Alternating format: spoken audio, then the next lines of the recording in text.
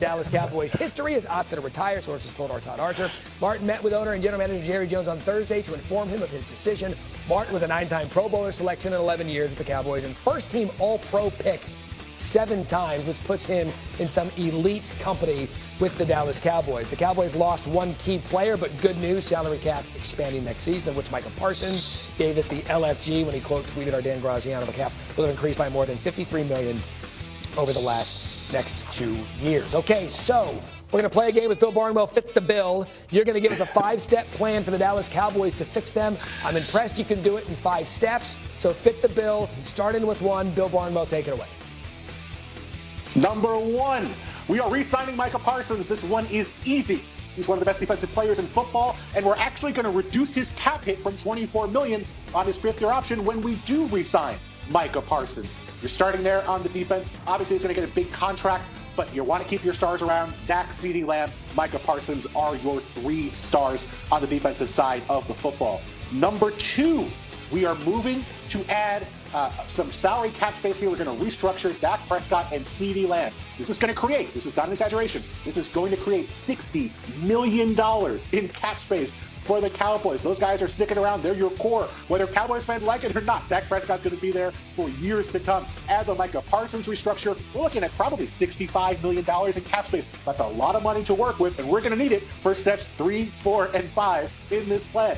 Step 3 for the Cowboys. We are adding help at receiver. The only moves they've made have not worked, haven't invested much in the draft since CeeDee Lamb was taken in the 1st round. Their moves would be veterans. They moved on from Amari Cooper. They traded, or they got rid of a bunch of, Brandon Cooks traded for. They got Michael Gallup and we signed him. That didn't work. Adding a Deebo Samuel to the mix gives a big body, physicality the Cowboys have not had in their offense in several years. He's tormented the Cowboys himself. Deebo Samuel would be a great addition as the number 2, not the number 1, but the number 2 next to CeeDee Lamb. Number 4, the offensive line needs to be replenished now, especially after Zack Martin was retired. Running back, I know Cowboys want to add a guy. Maybe they draft someone. Rico Dowdle's been good, 12th in rushing yards, 4.6 yards per carry last year. But there's a big hole in that offensive line, which is 27th in spending and cash next year. I would look at Trey Smith, that star Chiefs guard, a plug-and-play replacement for Zack Martin, a big body, a great run blocker in the interior. Cowboys teams have always been good when they have good offensive lines. And then you flip it. Number 5, this is not the sexiest option, but we're looking at the defensive line and that defensive tackle rotation. We're looking at pieces here who are going to help us in short yardage. Last year, the Cowboys were not just the worst red zone defense in football, they were the 4th worst red zone defense of the last decade. That's what happens when you cannot stop the run in short yardage. These are not going to be big names. You're looking at guys like Poona Ford from the Chargers, guys who are going to be big bodies, occasionally make plays in the passing game, but who are going to hold up against the run, the Morgan Foxes of the world.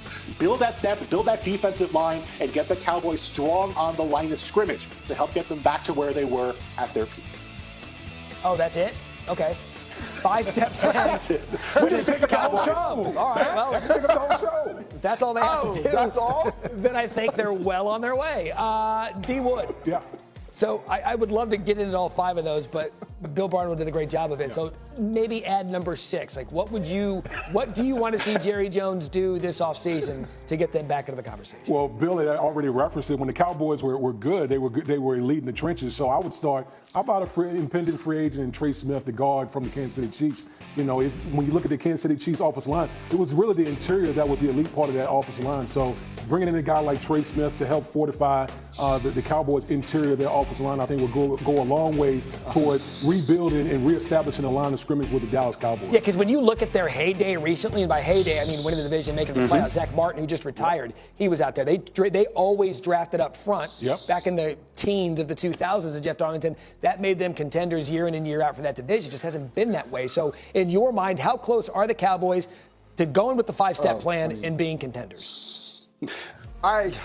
Nothing about their last off seasons have suggested that they're willing to be that aggressive. So it's more of a show me situation. Don't tell me about it. I mean, that was a wonderful presentation. Big news, Chiefs Kingdom. The NFL has officially set the 2025 salary cap between $277.5 million and $281.5 million, at least a $22 million increase from last season. That's more than most experts predicted, which is great news for Kansas City. Right now, the Chiefs have an estimated $4.8 to $8.8 million in cap space. That's not much to work with, especially for a team aiming to stay on top. So what does this mean for Brett Veach and his offseason strategy? He'll need to free up cap space and fast to make the necessary moves. This brings up an important question. How should the Chiefs create room in the cap? Should they cut veteran players, restructure contracts, or is there another way? Let's break it all down. But first, how much cap space do you think the Chiefs need to make real improvements? Drop your number in the comments. One way to clear cap space is by cutting players. But for the Chiefs, that's easier said than done. The only real cut candidates are Travis Kelce and Joe Thuney, two absolute stars. Kelce is already considering retirement, and if he walks away, the Chiefs would free up $17.3 million in cap space. But losing him would be a massive hit to the offense. On the other hand, cutting Joe Thuney could save $16 million, but it would also create $11 million in dead money, given how valuable he is on the O-line. Is that really a smart move? So here's the real question for you. If you had to pick one, cut Kelce or Thuney, who would it be? Or should the Chiefs keep both? Vote in the comments. Now, since cutting players isn't an ideal solution, let's talk about a strategy the Chiefs use all the time: restructuring contracts. If there's one thing Brett Veach knows how to do, it's restructure contracts. This is where the real cap space magic happens. Let's start with a big one, Patrick Mahomes. His cap hit for 2025 is a massive $66.3 million. But with a simple restructure, the Chiefs could free up as much as $39 million. That alone could completely change the team's offseason strategy. Next up, Chris Jones. His current cap hit sits at $34.9 million, but a restructure could clear $20.7 million. Since his contract was designed for flexibility, it's almost a given that Veach will adjust it. Kelce and Thuney? Since both are entering their final contract years, they aren't ideal candidates for traditional restructures. However, the Chiefs could use void years to spread out payments, keeping their cap hits lower for 2025. One name to watch? Jawan Taylor. His contract has been criticized, and while the Chiefs probably won't touch it now, he could be a cap casualty in 2026. So if you were Veach, which contract would you restructure first? Drop your answer in the comments. Now, restructuring helps for 2025, but what about 2026? That's where things get tricky. Let's take a look. When the Chiefs restructure contracts, they aren't just affecting 2025, they're pushing cap hits into 2026 and beyond. And that's something Veach has to be careful about. For starters, Mahomes and Chris Jones already have massive cap numbers for 2026, and any restructuring this year will only make those numbers bigger. That's why some experts believe the Chiefs might work on a new contract for Mahomes sooner rather than later. Another key issue, left tackle. Right now, the Chiefs don't have a clear long-term solution, and that's one of the most expensive positions to fill. Then there's Trent McDuffie and George Karlaftis. The Chiefs will likely pick up their fifth-year options, locking in $28 million for 2026. But extensions for both players could lower those cap hits in the future. So what do you think? Should the Chiefs prioritize extensions for McDuffie and Karlaftis this offseason? Let's hear your thoughts. Now, with all these factors in mind, what's the final game plan for Veach? Let's wrap it up. So what's the game plan?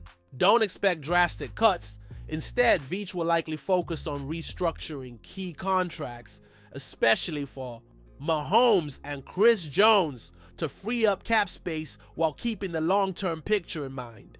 The Chiefs also need to think ahead to 2026, balancing immediate moves with long-term roster stability. That means prioritizing extensions for young stars like McDuffie and Karlaftis while keeping an eye on the left tackle situation. At the end of the day, Veach has proven time and time again that he knows how to navigate the cap while keeping the Chiefs in Super Bowl contention.